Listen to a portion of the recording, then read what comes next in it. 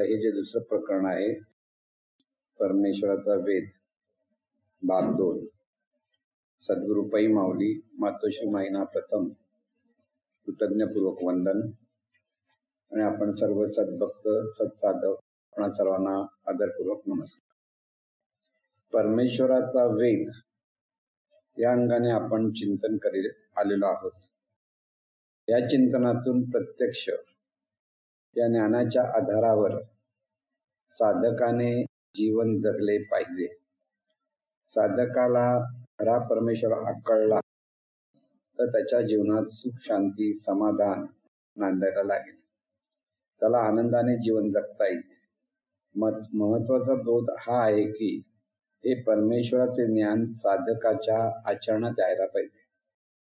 कळणं, आकळणं आणि आचरणात येणं या 3 गोष्टी इथे आहेत आपल्याकडे. त्यामुळे हे परमेश्वरचं ज्ञान आचरणात आलं पाहिजे. हा त्याचा महत्वाचा मुद्दा लक्षात ठेवायचा. तर व्यवस्थित कळल्याशिवाय, आकळल्याशिवाय ते आचरणात आणता येत नाही. म्हणजे आकळणं म्हणजे त्यातलं जे गुह्य ज्ञान आहे ते आपल्याला व्यवस्थित समजलं पाहिजे. सर्वत्र चैतन्य स्वरूपच असल्यामुळे साधक जेथे जाईल, जे जाणेल तेथे चैतन्य स्वरूपच आहे. म्हणून जेथे जातो तेथे तू माझा सांगाती हा संतांनी सांगितलेला बोध समजून घेता आला पाहिजे आणि नंतर तो आचरणात आणता आला पाहिजे. आता सर्वत्र चैतन्य स्वरूपच आहे. त्यामुळे प्रत्येक क्षणोक्षणी आपल्याला हे स्मरण राहिलं पाहिजे की आहे ते चैतन्य स्वरूप आहे. आपण म्हणजे आहे ते चैतन्य स्वरूप, जे जाणीव, आणि समोर जे जे दिसतंय, जे जे आहे ते सगळं चैतन्य स्वरूपच आहे. एक क्षणोक्षणी स्मरण असलं पाहिजे. लक्षात ठेवा, थोडा वेळ स्मरण केलं झालं आणि विसरलो नाही. क्षणोक्षणी आपल्याला आपण म्हणजे आहे तेही चैतन्य स्वरूप आहे, म्हणजे जाणीव आहोत. समोर जो कोणी ज्याच्याशी बोलतो, ज्याच्याशी आपला संबंध येतोय, जे आजूबाजूला जे जे काही आहे ते सर्व चैतन्य स्वरूपच आहे. हा भाव आपल्याकडे पुन्हा पुन्हा असला पाहिजे. आणि ते जर असलं तर तिथे सतत चैतन्य स्वरूपच आपल्या बरोबर आहे. जेथे जातो तू माझा सांगाते असं जे संत सांगतात अर्थ तोच आहे. कुठेही गेलं तरी चैतन्य स्वरूप हे आहेच. नाही अशी कोणती वस्तू तिथे नाही. ही चैतन्य शक्ती 3 अवस्थेत आहे: निर्गुण निराकार, सगुण निराकार आणि सगुण साकार. या चैतन्य शक्तीच्या 3 स्टेप्स आहेत, 3 पायऱ्या आहेत, मग 3 अवस्था आहेत. लक्षात ठेवायचं. मुळात ही शक्ती निर्गुण निराकार आहे, म्हणजे जाणीवपूर्वक जाणणे नाही, कसलाही आकार नाही, अशी अवस्था होय. गाढ झोपेत आपण कुठे आहोत हे काही कळत नाही, पण आपण असतो, तशी ही शक्ती आहे. पण ती निर्गुण निराकार असल्यामुळे तिच्याबद्दल काही कळत नाही.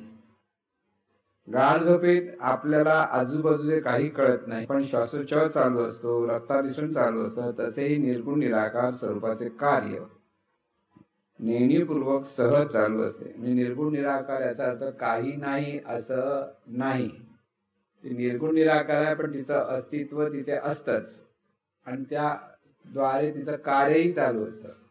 म्हणून जसं गाढ झोपेत आपण निर्गुण निराकारच असतो, काही माहित नाही, काही कळत नाही, काही नाही, पण शरीराचं चलनवलन तिथे चालूच असतं. शरीराचं चलनवलन चालू राहणं, श्वासोच्छवास म्हणा, रक्तप्रवाह अचूकपणे चालतं, असं पण नाही इकडे तिकडे होतं. म्हणून ते नेणीवपूर्वक ते सगळं चालू असतं. त्याचा अर्थ आहे की हे जे निर्गुण निराकार स्वरूपाचं कार्य असतं, पण ते आपल्याला समजून येत नाही किंवा दिसत नाही, एवढंच त्याचा अर्थ असतो. गाढ झोपेत आपण कुठे आहोत काही कळत नाही, पण आपण असतो, तशी शक्ती आहे. पण ती निर्गुण निराकार असल्यामुळे तिच्याबद्दल काही कळत नाही.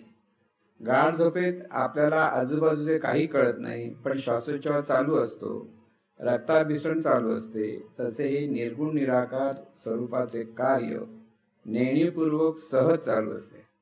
समुद्रामध्ये जसे पाणी सर्वत्र असते, तसे आपण ह्या चैतन्याच्या सागरात आहोत. परमेश्वर म्हणजे अनंत स्वरूप आणि त्याच्यातच सर्व ही मी म्हणणारी रूप आहेत. पाण्यात जसे बुडबुडे तसे ही रूपे.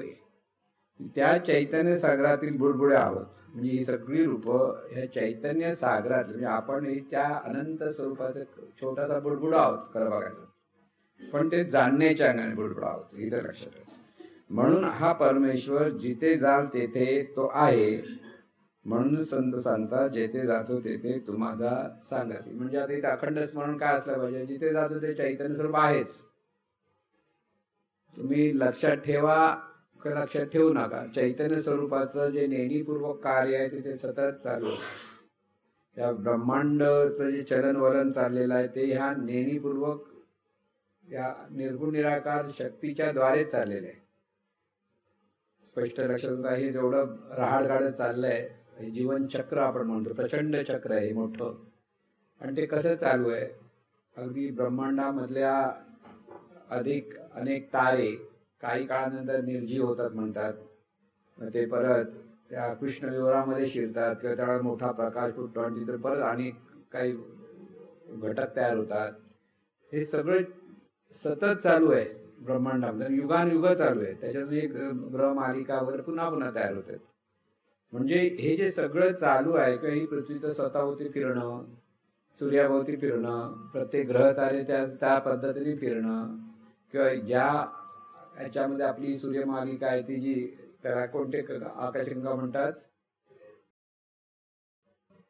मिल्की वे इंग्लिशमध्ये म्हणतात, की त्या याच्यामध्ये अनेक सूर्यमालिका आहेत. फक्त आपली एकच सूर्यमालिका नाहीये. बरं, ही आकाशगंगा पण फिरते. आकाशगंगा मधल्या सूर्यमालिका फिरतायत. त्या सूर्यमालिका फिरता फिरता आपली सूर्यमालिकेमध्ये सूर्य फिरतो, त्याच्यामध्ये परत हे ग्रह तारे फिरतायत.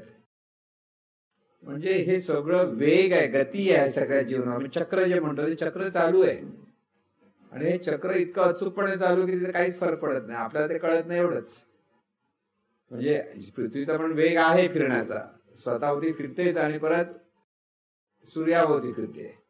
म्हणजे हे इतकं अचूक जे चाललेलं आहे ते हे निर्गुण निराकार स्वरूपाच्या द्वारे चाललेलं आहे. म्हणून गाढ झोपेत आपल्याला आजूबाजूचे कळत नाही, पण श्वासोच्छवास चालू असतो, रक्ताभिसरण चालू असते. तसे निर्गुण निराकार स्वरूपाचे कार्य नेहमीपूर्वक सहज चालू असते. समुद्रामध्ये जसे पाणी सर्वत्र असते तसे आपण ह्या चैतन्याच्या सागरात आहोत. म्हणून मी सकाळी सांगितलं की कल्पना करा म्हणजे खरं तिथं भाव धरा. काय, आपण या सागराच्या आत आहोत, कळत नाही पण आहोत. जसं समुद्रात आतमध्ये राहिल्यानंतर एकदम शांत निवांत तळाकडे आहे, तसा भाव जर धरला तर आपण सुद्धा चैतन्य सागरात आहोत हे स्पष्ट कळलं पाहिजे. आणि ही वस्तुस्थिती आहे, त्याचं काहीच नाही. चैतन्य स्वरूप सर्वत्र आहे, त्यामध्ये सगळे निर्मिती आहे, त्यापैकी निर्मिती आपणही त्यातच आहोत. म्हणून ह्या चैतन्य सागरात आपण ह्या चैतन्य सागरात आहोत. परमेश्वर म्हणजे अनंत स्वरूप आहे आणि त्याच्यातच सर्व ही मी म्हणणारी रूपे आहेत. पाण्यात जसे बुडबुडे असतात तसे ही रूपे त्या चैतन्य सागरातील बुडबुडे आहेत. म्हणून हा परमेश्वर जिथे जाल तेथे तो आहे, म्हणून संत सांगतात जेथे जातो तू माझा सांगावे. सगुण निराकार म्हणजे काय? जे जाणीव रूपाने प्रगट झाले, सर्वत्र जे जाणणे चालू आहे ते सगुण निराकार.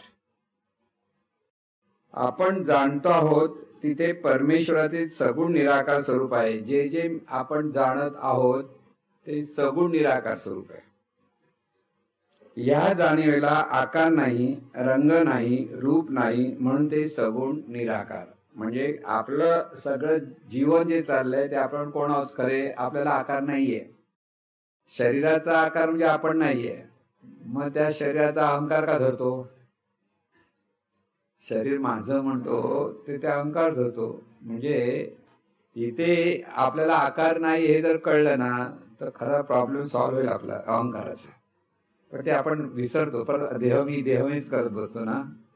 तर तिथे आपल्याला रंग नाही, रूप नाही, आकार नाही, नुसतं कल्पना करा, म्हणजे भाव धरा की रंग पण नाहीये, रूप पण नाहीये, आकार पण नाहीये, मग कसे आहोत? सगळा आधार शरीराचा निघून गेला तर जे आहोत ते आपण. कळलं ना की तिथे असणेपणच फक्त कळेल. आता आपण आपलं अस्तित्व शरीराच्या आधारे धरतो, म्हणून आपण असे आहोत. शरीर जसं आहे तसे आपण आहोत म्हणतो, पण खरे आपण तसे नाहीत. आपण निर्गुण सगुण निराकार जाणतो पण आकार नाहीये. सगुण साकार म्हणजे काय? जे जे आकाराला आले आहे, जे जे जाणत आहे ते सगुण साकार रूप आहे. म्हणजे आकार म्हणजे शरीराच्या अपेक्षेत जेव्हा आपण आहोत तर शरीराच्या अपेक्षा शरीर हे साकार रूप आहे. तिथे सगुणात म्हणजे काही गुण आहेत आणि जाणीव हे सगुण निराकार म्हणजे दोन्ही म्हणून आपण. जे दिसते आहे ते दृश्य जगत मानवी देहाच्या अपेक्षेत सगुण साकार होय. मानवी देहाच्या ठिकाणी अनंत स्वरूप जाणीव रूपाने प्रकट आहे. हे जाणीव रूप मी म्हणते तेथे ते आहे म्हणून त्याला शोधण्यासाठी तीर्थक्षेत्राला जायची गरज नाही. म्हणजे आपल्याला बरेच वेळा वाटतं ना जाऊया बरेच दिवस तीर्थाला गेलेलो नाही, तर तीर्थक्षेत्राला जायची गरज. कुठे तीर्थक्षेत्र आहे? ही जाणीवच हेच तीर्थ, हे शरीरच तीर्थक्षेत्र आहे. शरीर म्हणजे क्षेत्र आणि त्या तीर्थ म्हणजे जाणीव. हे जर कळलं की सगळ्याला कळलं, पण अजून ते कळत नाही लोकांना, तो एक मोठा प्रॉब्लेम आहे. अर्टांटिका महासागरात अनेक विशाल हिमनग आहेत. हे हिमनग म्हणजे सागराच्या पाण्याचे गोठलेले रूप आहे. हिमनगात समुद्राचे पाणी व समुद्राच्या पाण्यात हिमनग तसे विविध देह चैतन्य स्वरूपात आहे आणि देहात जाणीव रूपाने चैतन्य स्वरूपच आहे. तसेच ब्रह्मांडामध्ये चैतन्य आणि चैतन्यामध्ये ब्रह्मांड आहे असा अनंत चैतन्य स्वरूपाचा वेध घेता येतो. निर्गुण निराकार चैतन्य स्वरूप विश्वरूपाने प्रकट होताना प्रथम ते सगुण निराकार होते व पुढे विशिष्ट नियमाने ते सगुण साकार होते. म्हणजे आपण आज कसे निर्माण झालो? तर प्रथम निर्गुण निराकार ही अवस्था आहे, त्यात जाणणे पण निर्माण होतं, असणेपणाच्या ठिकाणी जाणणे पण निर्माण झालं आणि तेच जाणणे पण विविध रूपाने प्रकट झालं विशिष्ट नियमाने. परत ते लक्षात, नियमाने वाटेल तसं झालेलं नाही. सगळी जी निर्मिती आहे त्यामागे नियम आहेत आणि ते नियम समजले की त्याप्रमाणे ती निर्मिती होत असते. वैश्विक जीवन नियमाने सतत चालू आहे. आपण सर्व मिळून एकाच चैतन्य स्वरूपाचे आहोत. तेथे श्रेष्ठ कनिष्ठ हा भेद नाही. ज्याचे ज्ञानातून कर्म होते त्याचा विकास होतो, जो अज्ञानातून दुष्कर्मे करायला लागतो त्याची अधोगती होते. श्रेष्ठ कनिष्ठ म्हणजे हा चांगले कर्म करतो, हा वाईट कर्म करतो एवढेच, पण आहे ते सर्व चैतन्य स्वरूपच. आपण कोणीतरी मोठे आहोत असे जर एखाद्याला देहभावातून वाटत असेल तर त्याला अहंकार म्हणतात. आपल्याला वाटतं ना आपण कोणतरी आहोत, होतं ना कधी देव तुम्हाला ओळखत नाही मी कोण आहे असं म्हणतो रागाच्या बरोबर आपल्याला. बऱ्याच वेळ लोक बोलतात ना ओळखलाय का तुम्हाला, असं वाटतंय ना. किंवा बऱ्याच दिवसांनी कोणतरी ओळखीचा माणूस समोर आला आणि बऱ्याच वर्षांनी बघितलं ओळखत नाही एकमेकाला बऱ्याच, मग त्यावेळेला आपण ओळखलाय का तुम्हाला? म्हणजे देहाच्या अपेक्षेत ओळखलं का, जाणीवीच्या अपेक्षेत म्हणत नाही ओळखलं का मला? कळलं ना. आपण कोणते मोठे आहोत असे जेव्हा एखाद्याला देहभावातून वाटत असेल तर त्याला अहंकार म्हणतात. आपण कोण आहोत हा तर आपल्याला त्याचं उत्तर इथे घ्यायचंय. त्या चैतन्य स्वरूपाचे रूप आहोत, जे अनंत चैतन्य स्वरूप आहे तेच रूपाने जे प्रगट झाले ते आपण. हे स्पष्ट कळले पाहिजेत. हे लक्षात ठेवून समोर जे जे दिसत आहे ते चैतन्य शक्तीचे रूप आहे आणि मी पाहतो ते चैतन्य शक्तीचे रूप आहे. म्हणजेच आपण सगळे एकाच चैतन्य शक्तीची रूप आहोत किंवा अंग आहोत असा परमेश्वर समजला पाहिजे. आता हा परमेश्वर समजायला आहे सोपा की नाही, पण तो विसरतो आपण प्रत्येक वेळेला. एकमेकाकडे पाहतानाच विसरतो. एकमेकांकडे पाहताना आपण सगळे एकाच परमेश्वराची रूप आहोत हे विसरतो आणि विसरल्यामुळे तिथे भेदभाव चालू होतो. म्हणून इथे सतत ही समदृष्टी येणं म्हणजेच भक्ती. परत लक्षात ठेवा, भक्ती जी आपण करतो आहोत ती खरी भक्ती ही समदृष्टी आली पाहिजे की हे चैतन्य शक्तीचीच रूप आहे, चैतन्य शक्तीचीच रूप आहेत. नाती गोती जे काही बघाल तिथे ती सर्व चैतन्य शक्तीची रूप आहेत. नाती गोती म्हणून न पाहता सर्व एकाच चैतन्य शक्तीची रूप आहेत. ह्या भावात पाहायला लागले तर सगळे प्रॉब्लेम सॉल्व्ह होतील आपले. प्रॉब्लेम वाढतात नात्या गोत्यामध्ये, कळलं ना.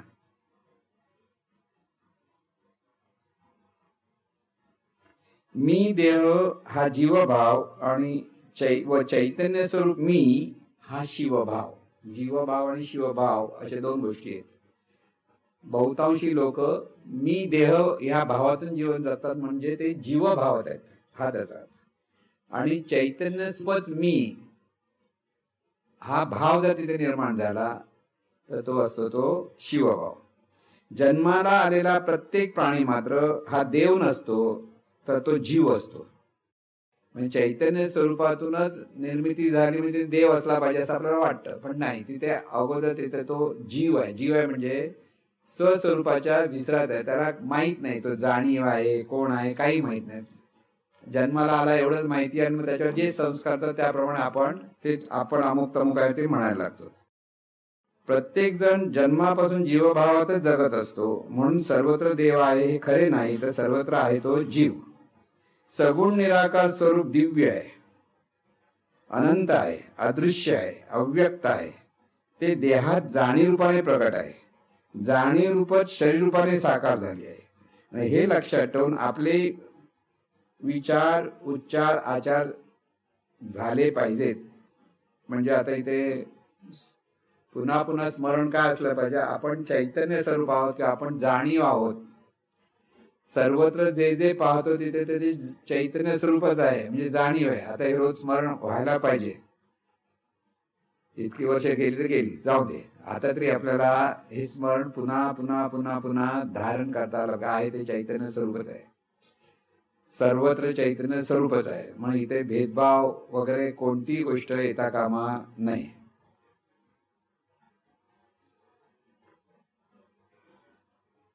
म्हणून हे सगुण निराकार जे स्वरूप आहे ते कसं आहे, ते दिव्य आहे, अनंत आहे, अदृश्य आहे, अव्यक्त आहे. ते देहात जाणीव रूपाने प्रगट आहे आणि जाणीव रूपात शरीर रूपाने साकार झाले आहे. लक्षात ठेवून विचार, उच्चार, आचार झाले पाहिजेत.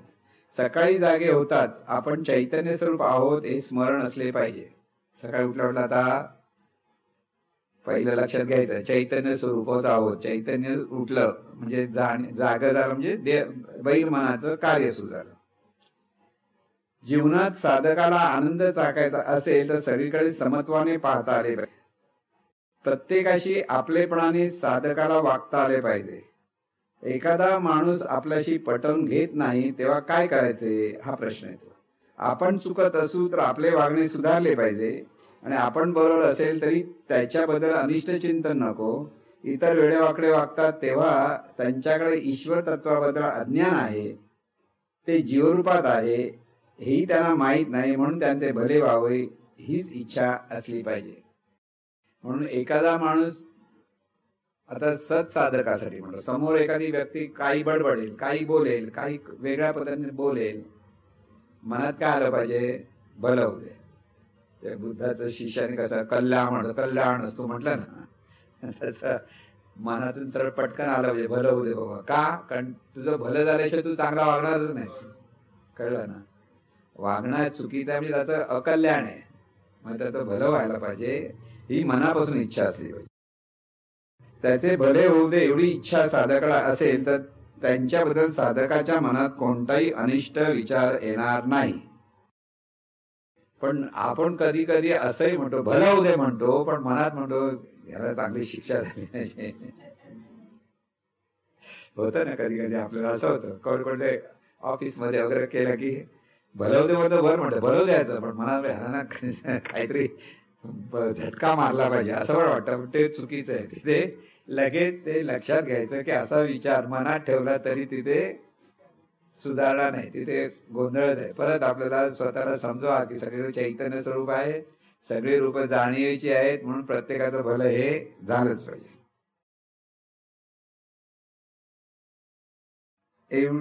भले होऊ दे एवढी इच्छा साधकाकडे असेल तर त्यांच्याबद्दल साधकाच्या मनात कोणताही अनिष्ट विचार येणार नाही. आहे ही चैतन्य शक्ती आहे हे जर सतत कळले तर परमार्थ समजला. परमार्थाची सुरुवात कुठे आहे? जे जे पाहतो आहोत ते सर्व चैतन्य शक्तीच आहे. सगळी चैतन्य शक्तीचीच रूप आहेत. हे स्वतःवर हॅमरिंग करून घेतल्याशिवाय होणार नाही. परत सांगतो, हे जरा कळलं म्हणतो आपण, पण ते तसं आकळलेलं नसतं. सतत सांगत राहिलं पाहिजे, आहे ती चैतन्य शक्ती, समोर दिसते चैतन्य, मी पण चैतन्य, तू पण चैतन्य शक्ती. हे जे सांगतात मुझमे राम तुझमे राम, म्हणजे काय, तू पण राम आणि मी पण राम, म्हणजे चैतन्य स्वरूपच आपण आहोत, हा जो भाव आहे. तरच परमार्थ सुरू होतो आणि परमार्थ आकळला. प्रत्येक व्यक्तीशी संबंध ठेवताना साधक जर व्यक्तीचा सन्मान करत असेल, आदर करत असेल, मनातून त्याच्या भल्याचे चिंतन करत असेल, तर साधकाची मानसिक उन्नती व्हायला लागते. हा नियम आहे. समोरच्या माणसाच्या चुका पाहायची गरज नाही. प्रत्येक माणूस विशिष्ट पद्धतीने बघत असतो. इथे भावना म्हणजे त्याच्याकडे असलेला जीवभाव आणि त्याच्यावर झालेले संस्कार, त्यातून त्याच्याकडे आलेले वेडेपण किंवा शहाणपण प्रदर्शित होत असते. इथे भावना, कोणत्या तरी भावनेतून एखादा जो करत असतो तो त्याच्याकडे जे संस्कार असतात आणि त्याच्याकडे अज्ञान असतं, दोन्ही असतं, आणि त्याच्यातून तो कधी चांगलाही वागतो आणि वेडेपणाही करतो. इथे साधकाला सद्भावना निर्माण करता आल्या पाहिजे. सद्भावना कुठल्या? सर्वत्र चैतन्य आहे म्हणून प्रत्येकाचे भले झाले पाहिजे, प्रत्येकाला आनंद, सुख, शांती, ऐश्वर मिळाले पाहिजे, हा बोध साधकाकडे सतत असला पाहिजे. म्हणजे आता आपण सत्साधक आहोत, इथे काय असलं पाहिजे? सतत आहे ते चैतन्य स्वरूप आहे. म्हणजे कुठून सुरुवात करणार? घरातून. आपलं जवळचं पहिलं घर, मग त्याच्या आजूबाजूचे आपले नातेवाईक, मित्रमंडळी, काय संस्थेचं कोण आहेत, आपण सगळे जसे आहोत. इथे प्रत्येकाबद्दल पाहताना हे चैतन्य स्वरूपाचं आणि याचं बल झालं, हे चैतन्य स्वरूप आहे याचं बल पाहिजे, की जाणीव आहे याचं बल. चैतन्य आणि स्वरूप आणि जाणीव एकाच अर्थाने समजून घेता यायला पाहिजे. तिथे वेगळे पण जास्त बघायची गरज आहे, थोडासा फरक, पण त्याच्यात इतकं अडकायची गरज नाही. म्हणून आहे ते चैतन्य स्वरूप आणि त्याचं बल झालं पाहिजे, हा बोध तिथे असला पाहिजे.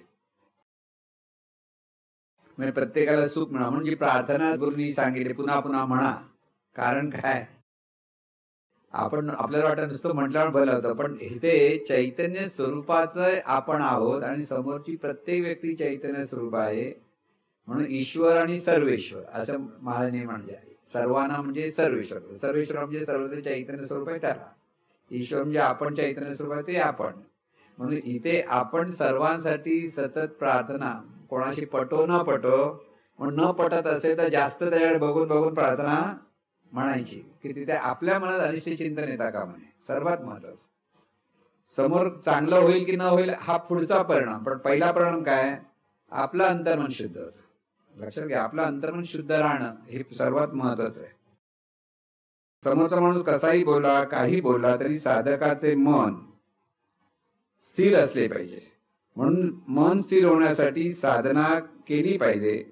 साधकाच्या ठिकाणी अनिष्ट चिंतन सुरू होते, याचा अर्थ साधकाचा जीवभाव गेलेला नाही. अंतर्मनातून जीवभाव गेला पाहिजे. त्यासाठी साधकाला पुन्हा पुन्हा हे चिंतन करता आले पाहिजे की आहे ती चैतन्य शक्तीच आहे. म्हणून स्वतःकडे पहा, कोण आहेस? चैतन्य शक्ती आहे. समोर काय आहे? चैतन्य शक्ती. झाड पाहिले, चैतन्य शक्ती. पक्षी पाहिला, चैतन्य शक्ती. मुंगी पाहिली, चैतन्य शक्ती. सर्वांना मनातून नमस्कार करा, म्हणजे आदर व्यक्त करा. नमस्कार म्हणजे आदर व्यक्त करा. जेवताना ताटामधील पदार्थांना नमस्कार करा. मी जेवत नाही, ही शक्तीच ह्या शरीराला भरवते आहे, शरीराचे भरण पोषण करते आहे. शक्तीला अन्नाची गरज नाही, शरीराला अन्नाची गरज आहे. म्हणून जेवताना आपल्याकडे पूर्ण ब्रह्म म्हणतात.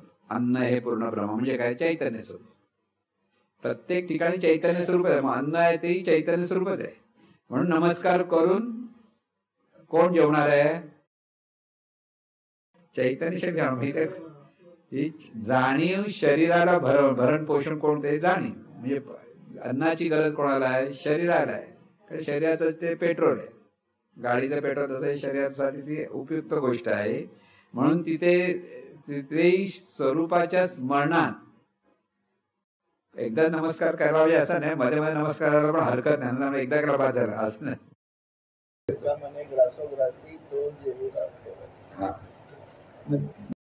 म्हणजे प्रत्येक घासाला तो स्मरणातून जर जेवला तो उपवाशी असतो.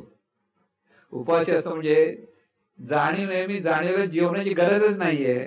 पोट उपाशी नसतं, पोटाला दिलं पण स्मरण काय केलं, चैतन्य स्वरूप आहे ते शरीराला हे करते, म्हणून जाणीवेला भूक आणि ताण काहीच नसते, म्हणून तो जेवीला तो उपवास. उपाशी कोण? जाणीव. कळलं? उपाशी म्हटलं तर, आणि उपवासी परत कोण आहे? उपवासी म्हणजे कोण? ती चैतन्य स्वरूप जाणीव रूपाने प्रकट, म्हणून ती उपवासी, तिचं अस्तित्व तिथे आहे हे लक्षात घ्या. दोन्ही बाजूने अर्थात समजून घ्यायचं. म्हणून इथे शक्तीला अन्नाची गरज नाहीये, तर शरीराला अन्नाची गरज आहे. शरीराची काळजी घेतली पाहिजे, चांगले अन्न द्या, व्यायाम करा, सर्वांशी हसून खेळून राहा, हे नियम आहेत. त्या नियमाप्रमाणे अभ्यास केला तर मी माझे सुटेल, वरील सर्वाचा विचार करा, चिंतन करा. हे दुसऱ्यांना सांगता आले तर ते शब्दज्ञान कळले, आचरणात आले तर वळले, आणि ते सहज व्हायला लागले तर ते संतत्व प्राप्त झाले. सहज व्हायला पाहिजे. शेवटी सांगायची गरज, ज्या कोणाला खरोखर सांगायचं असेल सांगायला हरकत नाही, पण हा जो वेद आहे तो प्रत्येक कृतीमध्ये जेवताना, उठताना, बसताना सतत आहे ते चैतन्य स्वरूपच आहे का, आहे ती जाणीवच आहे का, किंवा ही सद्गुरूची शक्ती आहे, हा बोध. कारण सद्गुरूची शक्ती म्हटलं की बऱ्याच गोष्टी आपल्या डोक्यावर येतात. का? सद्गुरूने हे सांगितलंय, सद्गुरूने ते सांगितलंय, हे सगळंच म्हणत. चैतन्य शक्तीने काही सांगितलेलं नाहीये, म्हणून चैतन्य शक्ती म्हणायला सोपं वाटतं. का? कारण आपल्या अंगावर काही कर्तव्य नाही, हा त्याच आहे. पण सद्गुरूची शक्ती म्हटलं की सद्गुरूने जे जे सांगितलं ह्या जाणीवेने करायचंय, तिथे सत्साधक व्हायचंय. म्हणून सद्गुरू हा आपल्याला आधार जसा आहे तसं स्मरणासाठी ते उपयुक्त आहे. तिसरी गोष्ट, सद्गुरूने सांगितलं म्हणजे आपल्याला केलंच पाहिजे, हा आपल्याकडे सतत तो आग्रह असला पाहिजे. हा आग्रह असला, आपण केला पाहिजे, दुसऱ्याने केला पाहिजे हा आग्रह नाही. आपल्यासाठी आग्रह ही आपल्यासाठी सुधारणा आहे. म्हणून हे सर्व सद्गुरूंचं ज्ञान आहे, आणि त्या सद्गुरूंच्या ज्ञानाप्रमाणे आपल्याला जीवन जगायचं आहे. म्हणून परमेश्वराचा दुसरा वेद कसा घ्यायचा, म्हणजे आचरणाकडे कसं आहे हे आपण इथे समजलं. त्याची थोडक्यात पॉइंट सांगूया आपण. परमेश्वरच्या 3 अवस्था सांगितल्या आहेत. निर्गुण निराकार म्हणजे केवळ नेणी स्वरूप असणे, पण म्हणजे ज्याला आपण असणारा म्हणतो ते निर्गुण निराकार. सगुण निराकार म्हणजे केवळ जाणणे पण, म्हणजे स्फुरणारा. आणि सगुण साकार म्हणजे शरीराच्या आधारित जाणणे पण, म्हणजे जाणीवपूर्वक जाणणारा, म्हणजे असणारा, स्फुरणारा आणि जाणणारा असे शब्द ते आपण वापरतो. त्याचा अर्थ इथे सांगितलेलं. म्हणजे निर्गुण निराकार वगैरे शब्द कठीण वाटतात, पण सोपं काय? असणारा, स्फुरणारा आणि जाणणारा. सर्वत्र चैतन्य स्वरूप आहे, ते उपाधीच्या अपेक्षेत जीवभावात नांदते, आणि ते शिवभावात नांदणे म्हणजे परमार्थ. म्हणजे ते जीवभावात असेल तर परप्रपंच, आणि शिवभावात नांदायला लागला की तो खरा परमार्थ. शिवभाव म्हणजे चैतन्य आहे या भावात. चैतन्य भावातून प्रत्येक व्यक्तीकडे पाहताना आदरपूर्वक, सन्मानपूर्वक, हे अंडरलाईन करून ठेवा. चैतन्य भाव जाणीव म्हणायला सोपं आहे, पण प्रत्येकाच्या बद्दल आदर, समोरच्याचा मनातून सन्मान, आणि त्याच्यातून प्रत्येकाकडे पाहताना आपण कसं पाहायचं, त्याचा प्रत्येकाचा भलेपणाचा विचार कसा असला पाहिजे, हे जर आपल्याकडे असेल तर आपली मानसिक उन्नती होते. म्हणजे हे सगळ्यात महत्वाचा पॉइंट आहे. चैतन्य भावातून प्रत्येक व्यक्तीकडे पाहताना आदरपूर्वक, सन्मानपूर्वक आणि भलेपणाच्या विचारातूनच विचार उच्चार आचार जेथे होतात तेथेच मानसिक उन्नती व्हायला लागते. ही जर झालं तर आपली मानसिक उन्नती आहे ती त्या हा परमार्थ आहे. जे जे दिसते ते चैतन्य स्वरूपच आहे हे सतत स्मरणात असणे म्हणजे साधना. म्हणून आपण मध्ये हल्ली काय सांगितलं, दिसते ते चैतन्य, जाणते ते चैतन्य, असते ते चैतन्य. म्हणजे असणे पण जो भाग सांगितला मग निर्गुण निराकार त्याचा तो उपसिद्धांत म्हणता येतो. जे जे दिसतं ते चैतन्य आपल्या स्वतःला सांग. म्हणजे तिथे आपल्याला सतत लक्षात दिसलं रे, दिसलं की मनात काय आलं म्हणजे चैतन्य. कोणाला दिसलं? हे जाणणाऱ्याला दिसलं, पाहणाऱ्याला दिसलं. म्हणजे दोन्हीकडे चैतन्य आहे हा अभ्यास तिथे चालू. तिथे एका जागी खूप वेळ बसलं पाहिजे असं नाही, थोडा वेळ बसावं, पण इतर वेळेला मनात हे चिंतन सतत असलं पाहिजे. दिसतं ते चैतन्य आहे, जाणतं म्हणजे आपण जाणतो तेही चैतन्य आहे, आणि दोन्ही म्हणून जे आहे ते चैतन्यच आहे, सर्वत्र चैतन्य. परमेश्वराचा वेध घेण्यासाठी प्रथम ज्ञान, ज्ञानातून चिंतन, चिंतनातून अनुसंधान आणि अनुसंधानातून आचरण. हा महत्वाचा मुद्दा लक्षात. परमेश्वराचा वेध घ्यायचा म्हणजे काय? ज्ञान कळलं पाहिजे आणि ही ज्ञानाचं चिंतन पुन्हा पुन्हा झालं पाहिजे. या चिंतनातून अनुसंधान निर्माण होतं. पुन्हा पुन्हा केलं की ते सहज स्मरण व्हायला लागलं की अनुसंधान. सहज स्मरण होईपर्यंत, जोपर्यंत सहज होत नाही तोपर्यंत आपल्याला पुन्हा पुन्हा पुन्हा पुन्हा त्याच्यावर सतत चिंतन करून पुन्हा पुन्हा अधोरेखित करता आलं पाहिजे की आहे ते चैतन्य स्वरूपच आहे, ते चैतन्य स्वरूपच आहे. आहे ते चैतन्य स्वरूप, दिसते ते चैतन्य स्वरूप आणि जाणते ते सुद्धा चैतन्य स्वरूप. म्हणून चैतन्य स्वरूपाशिवाय दुसरं काही नाही. सर्वत्र चैतन्य स्वरूपच आहे, सर्वत्र चैतन्य स्वरूपच आहे. विविध रूपाने हे चैतन्य स्वरूप प्रगट आहे आणि विविध रूपाशिवाय सुद्धा ते आहे. म्हणजे काय? इथे जे दिसत नाही पंचमहातत्व आहे, इथे आकाश तत्व आहे, वायू तत्व आहे, तेज तत्व आहे, जल तत्व आहे. त्याच्याही पलीकडे चैतन्य स्वरूप आहे. परत ते संपलेलं असं नाही. ते इकडे आलं म्हणजे इकडचं संपलं नाही. ते निर्गुण निराकार स्वरूप पण तसंच आहे, सगुण निराकार स्वरूप पण तसंच आहे. त्यात कमी जास्त काही होत नाही. आणि रूपाला आलेलं असं तिथे तसंच आहे. म्हणजे समुद्र कधी आटतो का? कधी समुद्राच्या लाटा वाढतायत, मोठमोठा पूर येतो, पण समुद्र समुद्रच आहे. तसं हे चैतन्याचा सागर आहे, तो कधी आटत पण नाही आणि कमी पण होत नाही. त्याचं ते तसंच चाललेलं आहे. म्हणून अजूनही ब्रह्मांडामध्ये हा विस्तार चालू आहे. म्हणजे अजूनही या आकाशगंगा विस्तारतायत. जे सायंटिस्ट सांगतायत की नुसतं तेवढी राहिली नाही. पूर्वी जे बघितलं आता या आकाशगंगा आणखीन त्याचा विस्तार व्यापत चालला. म्हणजे एवढं अवकाश केवढं प्रचंड आहे ह्याचा विचार करा. या आकाश ज्याला म्हणतो, जी पोकळी आहे अवकाशाची, त्याच्यामध्ये हे जेवढ्या आकाशगंगा आहेत, एवढी ग्रह तारे आहेत, पण ते तेवढ्या पुरते नाही. परत तिथे विस्तार होतोय त्याचा. आणि तो विस्तार चालला म्हणजे किती प्रचंड हे कार्य चालू आहे. आणि हे सगळं चालू आहे ते सगुण निराकाराचं कार्य, निर्गुण निराकार स्वरूपाचं कार्य चालू आहे. हा बोध आपल्याला पुन्हा पुन्हा म्हणजे चिंतन पाहिजे. चैतन्य स्वरूपाचं चिंतन झाल्याशिवाय ते स्मरणात राहणार नाही. म्हणून हा दुसरं पॉइंट आहे आपण जे बघायचा वेध. तर प्रत्येक कृती ही चैतन्य स्वरूपातूनच झाली पाहिजे, हा त्याचा अर्थ आहे. प्रत्येक कृती तुम्ही काही करा, आहे ते चैतन्य स्वरूप आणि चैतन्य स्वरूपाचं सगळं जीवन चाललेलं आहे, हा भाग आपल्याकडे सतत असला पाहिजे. म्हणून दुसरं प्रकार छोटा आहे, लवकर आटपलं आपलं. पण लवकर आटपलं म्हणजे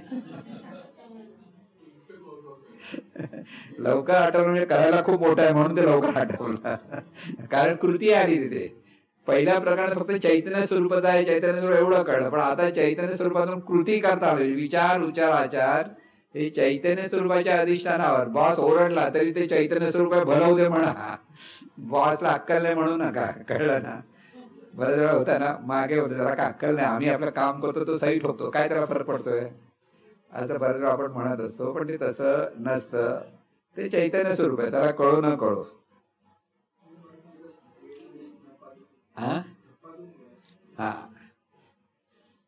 ह्यासाठी तुम्ही मला चिंतन पुन्हा पुन्हा करायला काय लागेल, तर झपाटून घ्यावं लागेल. आपल्याला ह्या चैतन्य स्वरूपाचं आहे, चैतन्य स्वरूपाचं आहे, ह्याचं स्वतःला झपाटून घ्यावं लागतं. म्हणून येता जाता ह्या ज्ञानाचं जे चिंतन होईल ते झपाटणे पण मग तिथे फिडिंग होतं परत. बरोबर की पुन्हा पुन्हा म्हणजे अगदी जसं कोणी परत पुढे म्हणजे ह्याला भूताने झपाटलंय म्हणतात ना, तसं आपल्या चैतन्य स्वरूपाच्या भावाने आपल्याला झपाटून घ्यायचं की आहे ते चैतन्य स्वरूप, आहे ते चैतन्य स्वरूप. त्या भावात जेव्हा आपण व्हायला लागतो त्या ते स्मरण आपल्याला अधिक चांगलं होतं. आणि पण त्याच्यातून कृती होणं हे सर्वात महत्व. कृतीला महत्व आहे, आचरणाला महत्व आहे. मग बुद्धाच्या ह्याच्यात पण काय सांगितलं, आचरण झालं तर त्याला अर्थ आहे, नाही तर नुसतं मोठमोठ्या गोष्टी सांगितल्या मग आपण काय म्हणतो, लोकांसंगे ब्रह्मज्ञान आणि आपण कोरडे पाषाण असं जे म्हटलं जातं ना. आणि तुम्हाला जर कोणी म्हटलं तर तुम्हाला राग आला की बरं वाटलं पाहिजे, चैतन्य स्वरूप आहे, काही म्हटलं तर हरकत नाही म्हणायचं, अभ्यास चालू ठेवा. कळलं? कोणी जर म्हणणारं भेटेल तुम्हाला, नाही म्हणणार असं पण नाही. कळलं ना? कोणी जर रागाने म्हणा मोठमोठ्या गोष्टी करतो अभ्यासाच्या, स्वतःला आधी कळत नाही, स्वतः कोरडा पाषाण आहे होणार, मग भयंकर राग येतो असं कोण म्हटलं तर. कळलं? तर राग येतो म्हणजे चैतन्य स्वरूपाचा विसर पडला. आपण चैतन्य स्वरूप आहे ते शांतपणे त्या गोष्टी आपल्याला समजून घेता आल्या की समोरच्याने म्हटलं म्हणजे काही फरक पडत नाही. कोणाला म्हणाले? चैतन्य देहाला म्हणाले. आतमध्ये जो ज्याला राग येतो त्याला नाही म्हणाले, त्याने आपल्याला ओढावून घेतलं उगीच दोष तो. तसं काय करायची गरज नाही, पण तिथे सावध राहणं फार महत्वाचं आहे. थोडा वेळ आपण आणखी जरा म्हणजे जरा एका मार्गाला लागू, कळलं ना? थोडा आवडेल ना तुम्हाला? कोणाला आवडत नाही हात वर करावी. काय म्हणतात तर म्हणलं अरे बापरे काय हे एकसारखं वाचत बसतोय, पण त्याच्याशिवाय पर्याय नाहीये. महत्वाचं काय, मुद्दाम वाचायला का लावलं की तुम्ही परत घरी जाऊन हे पुन्हा पुन्हा वाचल्याशिवाय त्याला पर्याय नाहीये. कारण ते हॅमरिंगच झालं पाहिजे, अंतर्मनच गेलं पाहिजे. कारण नुसतं प्रवचन करून लोक सुधारत नाहीत. खरी गोष्ट सांगतो, प्रवचनाने कोण सुधारत नाही. प्रवचनाचा बोध ज्याच्या अंतःकरणात स्फुरतो तोच सुधारतो. एखादा बोध घेतला आणि त्याप्रमाणे तो करण्याचा प्रयत्न केला तर. पण पुन्हा पुन्हा वाचन, पुन्हा पुन्हा श्रवण, पुन्हा पुन्हा चिंतन, पुन्हा पुन्हा केल्यानंतरच फरक पडतो. म्हणून ह्या पुस्तकात आपण नेमका बोध सांगितलाय, खूप मोठं काही सांगितलेलं नाहीये. म्हणून पुस्तक तसं लहान आहे, तुम्ही वाचायला लागले 2-3 दिवसात किंवा एका दिवसात पण वाचू शकतो. ज्याला आवड आहे वाचायची तो एका दिवसात पण वाचू शकतो. पण आचरणात येण्यासाठी हा एक एक पॉइंट आपल्याला लक्षात घेऊन घेण्यासाठी हे गाईडलाईन आहे. जसं डिक्शनरी आपल्याला उघडतो आपण कधी अर्थ समजण्यासाठी, इंग्लिशचं डिक्शनरी उघडतो ना कोणताही शब्द, मग ती वाचले की कळतो हा शब्द अर्थ तो आहे. तसं मध्ये मध्ये हे वाचलं तर आपल्या जीवनाचा अर्थ आपल्याला समजायला लागेल. कारण ही डिक्शनरी जीवनाची आहे. तिथे सगळं जे चैतन्य हे आपल्या नेहमीची गोष्ट नाहीये. आपल्या नेहमीची गोष्ट तुझं माझं हेच आपलं नेहमीचं भाषा आहे. पण हे सगळं चैतन्य स्वरूपाचं जीवन आहे. ही भाषा नेहमीची नसल्यामुळे ती फार कठीण आहे. म्हणून किती जरी ओळख बोलायला लागलं तरी ते मी आणि तू येणारच.